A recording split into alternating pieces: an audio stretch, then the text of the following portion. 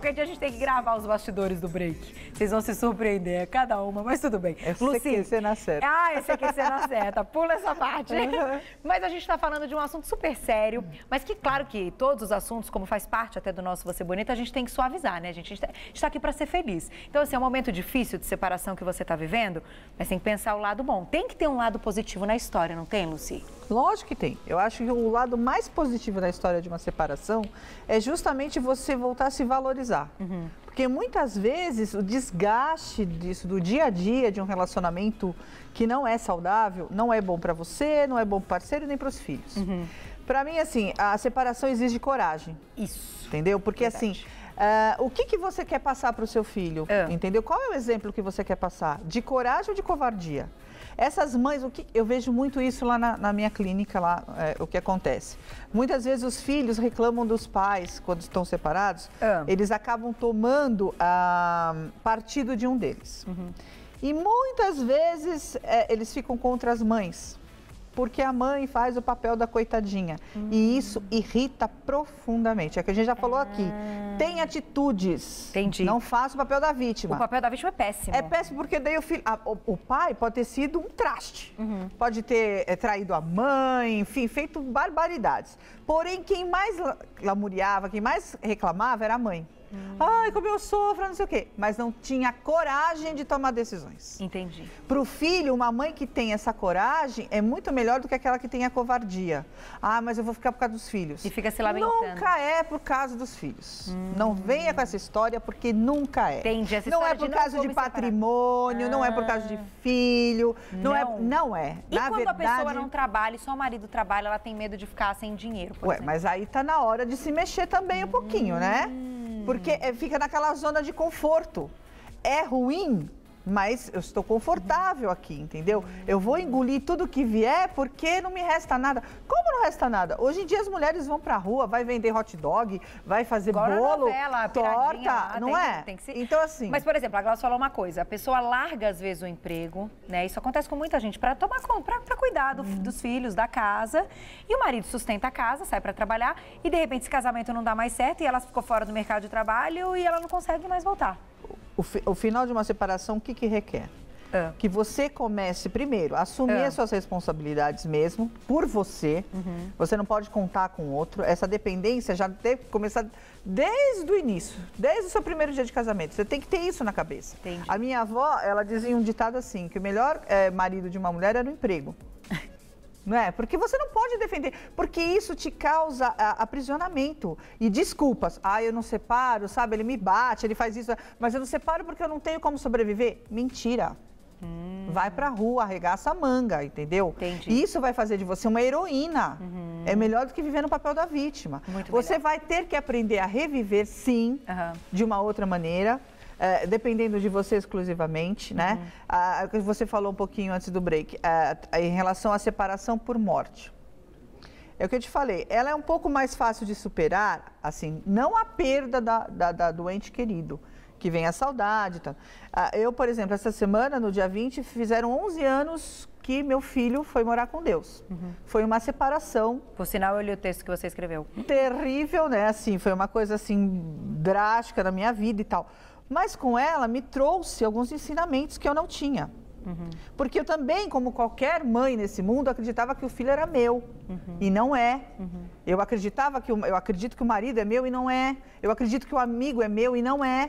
Então a gente tem que começar a lidar melhor com essa situação. Não é seu e pronto. Nada é nosso. Nada, você é uma cuidadora dessa pessoa, entendeu? A mãe, ela se torna uma cuidadora do filho, mas não é posse dela.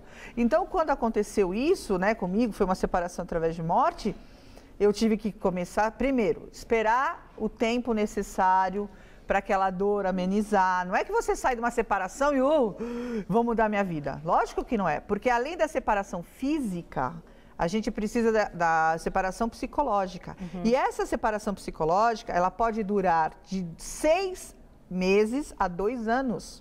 ainda. Bastante, né? Aquela coisa de depender psicologicamente da pessoa. Inclusive a separação de casamento. De casamento também, qualquer tipo de separação, ela inclui essa separação psicológica, que vai de 6 meses a 2 anos. Então é muito comum nesse período você ter recaídas, querer procurar o ex, o marido, ter aqueles momentos revivers, lembrar de coisas. E se naquele dia eu tivesse feito isso? E vem gerando a culpa. No caso da separação por morte, não há isso. Porque você tem que aceitar o fato que não há possibilidade de retorno. Entendi. É definitiva essa separação. Então você sofre mais, assim, a dor é mais lacinante, porém você já vai se habituando com o fato. Que não vai voltar. Que não. Agora, o fato, a separação física de alguém, você de repente encontra na rua. Aí você ainda, para piorar a tua vida, né? O que as mulheres fazem? Você já tá lá assim mal, aquela papel de vítima, a vida inteira lastimando. Separou do bendito da criatura, você dá de cara com ele na rua, ele com uma loira bonita, mais nova, cheirosa. Aí pronto, você chega em casa e desconta em quem? Nos filhos. Nos filhos. Vocês não sabem. Na comida. Aquele cachorro sem vergonha, entendeu? Continua no papel da vítima. É péssimo. É horrível, porque os filhos perdem completamente o respeito. Ai, gente. Não só os filhos, a própria sociedade. A própria sociedade, é verdade. E ninguém quer ficar perto da pessoa que fica lamentando o tempo todo. Aí todo mundo se manda e aí vai ficar mais sozinha mesmo. E aí chega lá e fala pra mim, mas meus filhos estão contra mim. Mas por que será? Por quê? Mas eu sou a vítima na história, mas ninguém... É o que a gente falou outro dia, lembra? Mocinho hoje em dia não tá fazendo mais... Não faz mais sucesso. Não Paola faz Oliveira sucesso. não tá mais fazendo sucesso. Vamos pro Félix. Mas vamos aproveitar para ler perguntinha no nosso e-mail, porque o nosso tempo tá acabando e tem muita perguntinha. Vamos colocar a primeira, Glaucia, que chegou no nosso e-mail. Vamos ver de quem que é? Olha lá. É da Gislaine, de Santa Catarina. Um beijo para você. Como falar para os filhos sobre a separação? Como fica o psicológico dessas crianças? Ai, gente, isso não é fácil. Eu não vou dizer de quem que é, não, nem nada, mas eu encontrei no restaurante esse final de semana, enfim, uma pessoa pública que se separou recentemente, que tem filha e tal. Ai, eu achei a carinha do filho tão triste, que aquilo me marcou tanto, que eu não consegui parar de olhar. Ficou até chato no almoço, porque eu falei, meu Deus, tá muito triste essa criança. E com certeza era por causa disso. E aí, Lucy? Então, mas o que vai transformar isso num trauma para uma criança? Essa separação dos pais pode ser uma experiência ou trauma. O que transforma em trauma é justamente a atitude dos pais. Tá. Porque muitas vezes os filhos são usados como objeto de vingança. Entendeu? Entendi. É por isso que eu te falo, são jogos emocionais que as pessoas vêm fazendo, vêm calculando. Só que assim, como preparar uma criança? Né? Primeira coisa é a sinceridade absoluta mesmo, né? Achar que a criança não vai entender? Mentira, porque ela já vem percebendo que a coisa não está bem. Ela vai associando a mãe a covarde, ao pai a vilão, e isso vai gerando anti-heróis na cabecinha dele. Entendi. Então chega a um ponto que a própria criança prefere que você separe. Entendi. Então, e muitas vezes você não faz, ainda fala isso. É por causa dos meus filhos. Os filhos se sentem culpados no caso da separação. No caso da separação, é verdade. Então, como falar com o seu filho? Olha, realmente, né, a gente se conheceu e tal. Porque assim, é o que eu te falei, a gente vem do núcleo familiar, lógico que a criança cresce, vendo pai e mãe todos os dias, ela acredita que aquilo será eterno. Né? A partir do momento que você começa a explicar que não é sempre assim, que às vezes acontece, que vão continuar sendo amigos, vão ter uma convivência mais saudável, que esses filhos vão poder aproveitar o melhor de cada um, tanto do pai quanto da mãe. Que eles não vão deixar de ser pais. Porque na convivência, enquanto tá aquele perrengue todo, eles só têm o pior dos dois. É verdade. Só isso. Então não tem que ter medo de conversar com a criança a respeito de uma separação. Tenha medo, sim, de causar um trauma nessa criança. Disse tudo. Gente, nosso tempo acabou. Ai, Lucy! Menina, tem que ficar mais tempo. A gente tem tanta coisa para falar. É um assunto muito bacana, mas eu tenho certeza que vocês entenderam. E quem está passando por isso, quem se identificou, foco. Aquilo que você falou, ficar de vítima.